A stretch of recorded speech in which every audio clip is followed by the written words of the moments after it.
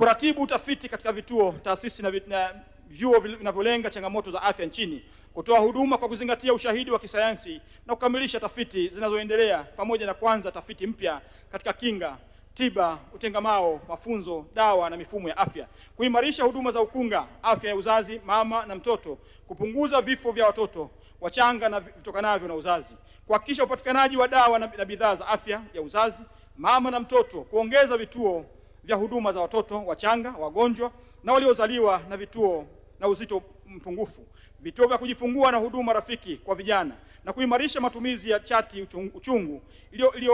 iliyoboreshwa, pamoja na vyumba vya kujifungulia kwa huduma ya mwambata.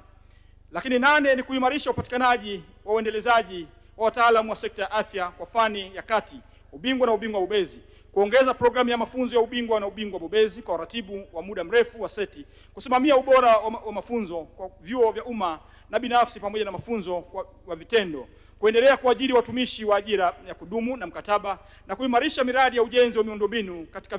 vyuo vya afya. Lakini 9 ni kuimarisha afua za tiba asili na tiba mbadala, kuwajengea uwezo wa wataalamu, kuongeza wigo wa huduma za tiba asili kwenye mfumo rasmi, kuanzisha mashamba ya miti dawa kwa kila kanda kwa uzalishaji endelevu, kununua eneo la kujenga kituo cha umahiri cha tiba asili mkoani Dodoma, na kushirikiana na mataifa na taasisi za kimataifa zilizopiga hatua kwenye teknolojia ya tiba asili na tiba mbadala.